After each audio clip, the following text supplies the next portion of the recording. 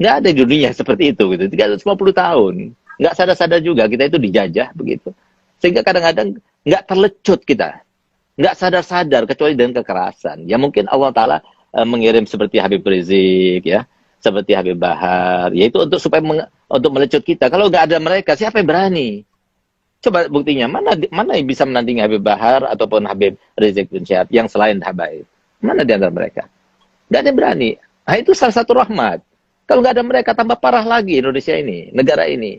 Jadi alhamdulillah ada yang seperti itu. Walaupun kita sendiri ya, walaupun Habib Bahar itu ada murid kami ya, dan bahkan sempat saya waktu dia keluar, telepon saya pada sore harinya, dan dia bilang, Beb, saya ini sekarang disambut ratusan ribu orang yang menyambut saya.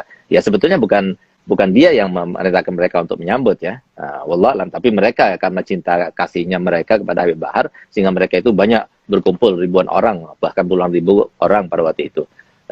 Dan dia katakan, saya sempat berpesan kepada dia, Beb, ente sudah di penjara sekian lama, tolong lebih arif, lebih bijak, berdakwalah dengan siasat, gitu ya. Nah, tapi nggak bisa dipaksakan Habib Ahmad.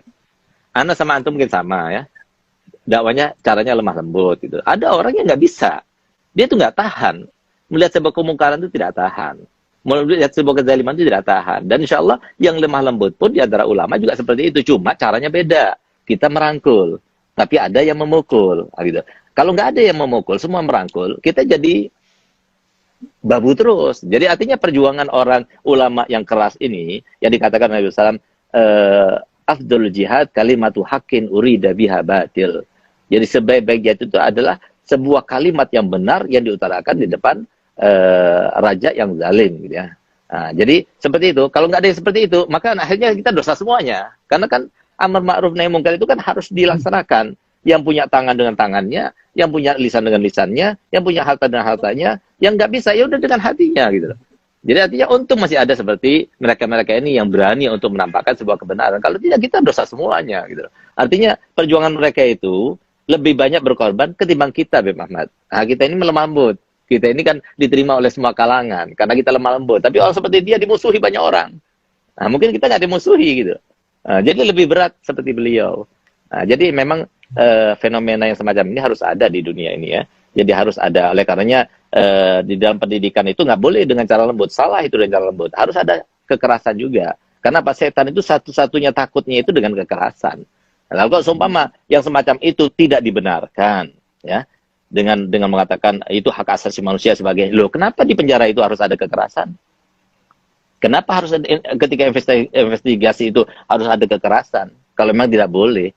Nah, ini kan juga untuk membenarkan, untuk meluruskan, untuk menjadikan orang itu baik kembali, pembinaan katanya di penjara pembinaan. Nah, ini kan juga pembinaan anak kita. Harusnya seperti itu dong. Jangan cuma ambil satu-satunya. Nah, kita ini kadang-kadang kalau nggak ada orang yang berani, kita ini nggak tampak, nggak kelihatan gitu. Jadi jazakallahu khair Habib Rizik ya, Habib Bahar, semoga Allah panjangkan umurnya mereka berdua ya. Dan kita harus menyikapi segala hal itu ya, jangan cuma dengan hawa nafsu, jangan. Nah, tapi kita sebagai habaib kita sudah sadar. Karena apa? Sebagaimana katakan Habib Abdullah bin Umar bin Yahya, al-habaib fi kulli waqt mabghud wa mahbub. Jadi kita ini harus siap. Di setiap saat itu ada yang benci sama kita, ada juga yang cinta kepada kita.